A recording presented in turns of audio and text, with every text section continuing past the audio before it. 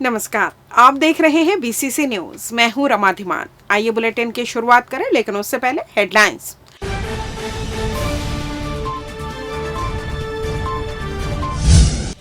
स्वास्थ्य मंत्री ने किया मल्टी स्पेशलिटी हॉस्पिटल का निरीक्षण, नवंबर तक उद्घाटन की संभावना। राजस्व विभाग में अनियमितता, हाईकोर्ट ने एक मामले पर दी टिप्पणी। बोरा फैक्ट्री में लगी भीषण आग, कुछ दूरी पर था पेट्रोल पंप। और फिर मौसम में आई नमी, कई क्षेत्रों में हो रही बारिश। हेडलाइंस के बाद खबरें विस्तार से।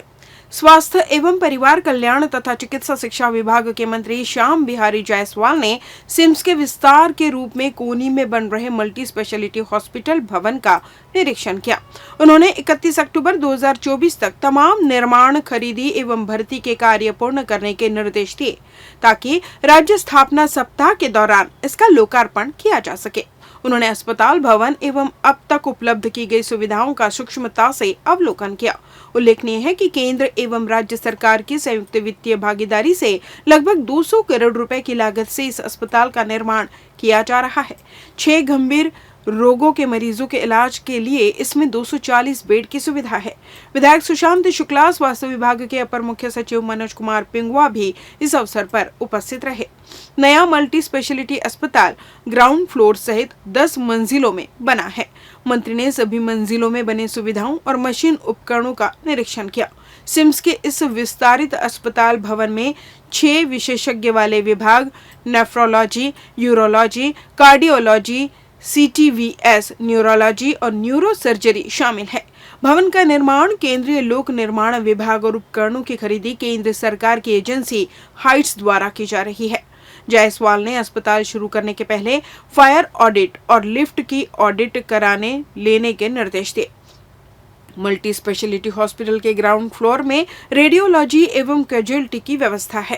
पहले और दूसरे मंजिल में OPD, तीसरी मंजिल में प्रशासनिक भवन, चौथी मंजिल में ऑपरेशन थिएटर और कैथ लैब, 5वीं मंजिल में सर्विसेज के साथ 6वें से 10वें तक मेडिकल वार्ड होंगे। उन्होंने अस्पताल में ट्रायल शुरू करने के निर्देश दिए, ताकि जो कमियां सामने आएंगी उन्हें समय रहते सुधारा जा सके। उन्होंने समीप में ही बन रहे कैंसर इंस्टीट्यूट भवन की भी जानकारी ली और मार्च तक पूर्ण करने के निर्देश दिए। उन्होंने बताया कि सिम्स का नया भवन भी इसी परिसर में बनेगा। राज्य सरकार द्वारा इसके लिए 700 करोड़ रुपए की स्वीकृति प्रदान की गई है। निर्माण कार्य उसकी समय सीमा 1 माह में पूर्ण करने को निर्देशित किया है। साथ ही साथ जो इसकी भर्तियां हैं, इसको भी शीघ्र करके, और जो मशीनरी उपकरण हैं उनको भी 1 महीने में स्थापित करके इसको 2 महीने के अंदर हम प्रारंभ करने जा रहे हैं। और इसकी जो डेडलाइन हम लोगों ने रखा है, अधिकतम 31 अक्टूबर तक कंप्लीट करके नवंबर फर्स्ट वीक में इसको आम जनता को समर्पित करने का हम लोगों ने कार्ययोजना बनाया है। स्वच्छता ही सेवा अभियान के तहत सोमवार को बिल्हा विधायक धर्मलाल कौशिक तिफरा बस स्टैंड पहुंचे, जहां उन्होंने क्षेत्र के बीजेपी कार्यकर्ताओं और आम जनता के साथ मिलकर बस स्टैंड की साफ सफाई में अपना श्रमदान दिया। भारतीय जनता पार्टी राष्ट्रीय नेतृत्व द्वारा 15 सितंबर से 2 अक्टूबर 2024 तक चलाए जा रहे सेवा पखवाड़ा कार्यक्रम के तहत आयोजित इस कार्यक्रम में बड़ी संख्या में क्षेत्र की जनता ने अपनी सहभागिता सुनिश्चित की। इस दौरान पूर्व विधानसभा अध्यक्ष और बिल्हा विधायक धर्मलाल कौशिक ने कहा कि देश के प्रधानमंत्री मोदी के प्रथम कार्यकाल में 2014 को स्वच्छता अभियान का आगाज करने के बाद आम जन में स्वच्छता के प्रति जागरूकता को बढ़ावा मिला है। इसी के साथ उन्होंने कहा कि स्वच्छता ही संतुलित स्वास्थ्य का आधार होता है। कार्यक्रम के दौरान उन्होंने महिलाओं को साड़ी का भी वितरण किया। वहीं बिल्हा विधायक धर्मलाल कौशिक ने राष्ट्रीय एवं प्रदेश सरकार द्वारा संचालित स्वच्छता सर्वेक्षण अभियान 2024 के अंतर्गत सभी क्षेत्रवासियों से अपने आसपास स्वच्छता का ध्यान रखते हुए संपूर्ण क्षेत्र को स्वच्छता सर्वेक्षण में अग्रणी स्थान दिलाने का आह्वान किया। स्वच्छता के इस संकल्प को शर्तार्थ करूंगा मैं ना गंदगी करूंगा न किसी को गंदगी करने दूंगा। सबसे पहले मैं स्वयं से, मेरे परिवार से। और नरेंद्र मोदी जी ने जब स्वच्छता को लेकर के आए तो लोगों ने कहा कि इतने बड़े देश के पॉपुलेशन में कैसे संभव होगा, लेकिन विदेशों में जाएंगे मानसिकता बदल जाती है और दिल्ली आने के बाद में मानसिकता चेंज हो जाती थी। लेकिन आज पूरे देश के मानसिकता को बदलने का किसी ने काम किया है तो इस देश के यशस्वी प्रधानमंत्री नरेंद्र मोदी जी। हम सब लोग की आदत है एक फली खाना है, छिलका को फेंकना है, केला खाना है, सड़क में छिलका को फेंकना है, बस स्टैंड में फेंकना है, रेलवे स्टेशन में फेंकना है। और चाहे शहरों की मैं बात करूं, गांव की बात करूं, यदि बरसात के समय कोई कार्यक्रम गांव में हो जाए तो तालाब जाते तो तालाब की क्या स्थिति से किसी से छुपा हुआ नहीं। लेकिन आज जो कहते हैं ना कि स्वच्छता और सेवा की जब बात करते हैं तो तन की कचरा नहीं मन की कचरा भी निकल गया है और मन भी साफ हो गया है। नगर विधायक अमर अग्रवाल के जन्मदिन में रविवार को जन सैलाब उमड़ा। सुबह से ही बिलासपुर विधायक अमर अग्रवाल के बंगले में बधाई देने का तांता लगा रहा, जहां हर वर्ग के लोगों ने विधायक से मिलकर उनके जन्मदिन की बधाई दी। वहीं देर शाम कुंदन पैलेस में भव्य आयोजन किया गया, जहां केंद्रीय मंत्री दोखन साहू सहित क्षेत्र के विधायक पहुंचे, जहां सभी ने उनको बधाई दी।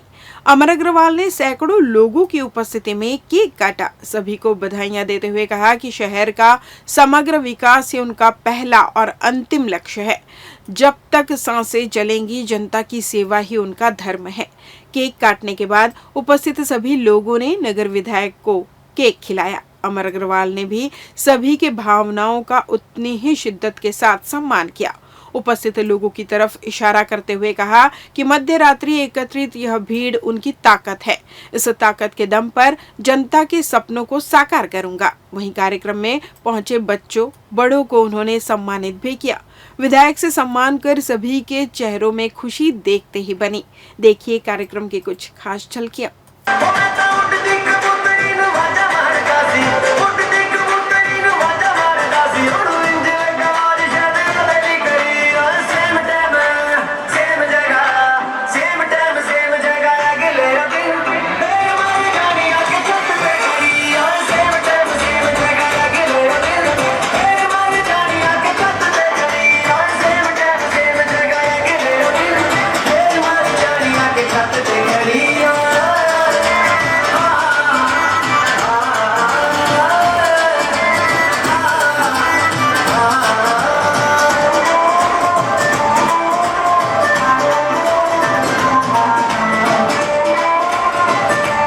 छत्तीसगढ़ हाईकोर्ट ने कोरबा में शाम 6 बजे व्हाट्सएप पर बेदखली का नोटिस भेजने और अगले ही दिन सुबह कार्रवाई करने के मामले में बरपाली के तहसीलदार को तलब किया है। तहसीलदार की इस मनमानी कार्रवाई पर छुट्टी के दिन विशेष कोर्ट लगाई गई। हाईकोर्ट ने याचिकाकर्ता को अंतरिम राहत दी है, साथ ही अतिक्रमण की कार्रवाई पर रोक लगा दी है। बरपाली तहसीलदार को व्यक्तिगत रूप से सोमवार को उपस्थित होने का आदेश दिया है। दरअसल मामला कोरबा जिले के बरपाली तहसील के कनकी गांव का है। बरपाली तहसीलदार ने 20 सितंबर की शाम 6 बजे नूतन राजवाड़े को व्हाट्सएप पर बेदखली का नोटिस जारी किया। 21 सितंबर की सुबह कार्रवाई शुरू कर दी गई। नोटिस में अनावेदक को खुद से कब्जा हटाने कुछ घंटों का ही समय दिया गया। लेते हैं छोटा सा ब्रेक। पिछले 17 वर्षों से रियल एस्टेट के क्षेत्र में दे रहे हैं अपनी सेवाएं और लगातार शहर की जनता को एक नई लिविंग लाइफस्टाइल। अपने कार्यों एवं सेवाओं के माध्यम से लाखों लोगों की उम्मीदों को दिया है आकार। इसलिए जिले में ही नहीं पूरे प्रदेश में इनकी पहचान है बरकरार। आपके सपनों के घर को हकीकत में बदल कर है दिखाना, इसलिए आपके लिए लेकर आए हैं भाटी आशियाना।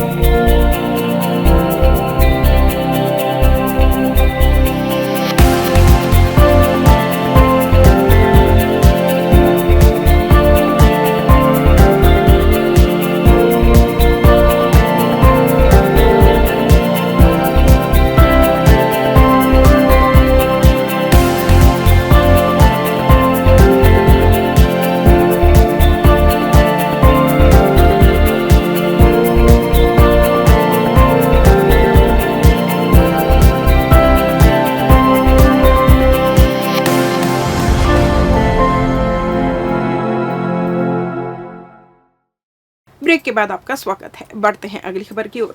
रविवार की शाम तोरवा थाना क्षेत्र में उस वक्त हड़कंप मच गया जब पेट्रोल पंप से कुछ ही दूरी पर एक बारदाने फैक्ट्री में भीषण आग लग गई। आग की कुछ देर में ही लपटें उठने लगी और पूरे परिसर में फैल गई। घटना लाल खदान ओवरब्रिज के पास ही धर्मकांटा के सामने की है, जहां कुछ ही दूरी पर पेट्रोल पंप है। घटना की सूचना मिलते ही दमकल की गाड़ियां मौके पर पहुंच गई और आग पर काबू पाने प्रयास में जुट गई। हालांकि आग लगने की असली वजह सामने नहीं आई है, लेकिन शॉर्ट सर्किट से आग लगने की आशंका जताई जा रही है। तोरवा में रहने वाले रमेश माखीजा व्यवसायी है। देवरी खुर्द ओवरब्रिज के पास उनका गोदाम है। इसे उन्होंने प्लास्टिक बारदाना और फर्नीचर व्यवसायी को किराए पर दिया है। दोनों व्यवसायियों ने अपने सामान गोदाम में रखे हैं। बताया जाता है कि बारदाना व्यवसायी और फर्नीचर व्यवसायी के कर्मचारी भी गोदाम में ही रहते हैं। रविवार की रात करीब 8 बजे कर्मचारियों ने गोदाम से धुआं उठते देखा। जब तक वे कुछ समझ पाते, प्लास्टिक बारदाने के गोदाम में आग भड़क गई थी। इसकी सूचना तत्काल पुलिस को दी गई। साथ ही फायर ब्रिगेड को भी आग लगने की जानकारी दी गई। फायर ब्रिगेड की टीम जब तक पहुंचती, पूरा गोदाम आग की चपेट में आ गया था। प्लास्टिक बारदाना होने की वजह से आग तेजी से फैल रही थी। फायर ब्रिगेड की टीम ने आग पर काबू पाना शुरू कर दिया। देर रात तक आग पर काबू पा लिया गया। तब तक गोदाम का बारदाना पूरी तरह से जल गया था। वहीं लाखों के फर्नीचर भी जलकर खाक हो गए। बीते दिनों सिम्स हॉस्पिटल के छात्रावास में घुसकर मोबाइल फोन और आईपैड चोरी करने वाले आरोपियों को सिटी कोतवाली पुलिस ने गिरफ्तार कर लिया है। पुलिस ने आरोपियों को तरपोंगी से पकड़ा है, जिनके कब्जे से 2 नग मोबाइल, 2 आईपैड को बरामद किया गया। मिली जानकारी के अनुसार 28 अगस्त को सिम्स के छात्रावास से रात करीब 12:30 बजे चोरी की घटना घटी थी, जिसके शिकायत प्रार्थियों द्वारा सिटी कोतवाली थाने में दर्ज कराई गई थी, जिसमें पुलिस आरोपियों की तलाश कर रही थी। इसी दौरान रविवार को पुलिस को मुखबिर से सूचना मिली कि जबड़ापारा निवासी यशवंत गोड़ ने ही चोरी की घटना को अंजाम दिया है, जो तरपोंगी में अपने दोस्त के यहाँ रुका हुआ है। उक्त मामले में पुलिस ने मौके पर दबिश देकर आरोपी यशवंत गोड़ को पकड़ा, जिसे उन्होंने तरपोंगी निवासी मनीष यादव को बेच दिया था। उक्त मामले में पुलिस ने दोनों आरोपियों को गिरफ्तार कर न्यायिक हिरासत में भेजा है। देर रात दुकान से सामान मांगने पर दुकानदार और युवकों के बीच मारपीट और चाकूबाजी की घटना घटित हो गई। सकरी थाना क्षेत्र के लोखंडी में रहने वाले दिलीप निर्मलकर सड़क किनारे होटल चलाते हैं। 10 सितंबर की देर रात कुछ युवक उनके घर का दरवाजा जोर जोर से खटखटाए और सामान मांगा। इस दौरान दुकानदार और युवकों के बीच कहासुनी हो गई, जिसके बाद युवक वहां से चले गए और तलवार चाकू से लैस होकर पुनः होटल गए और दुकानदार के साथ खूब मारपीट की।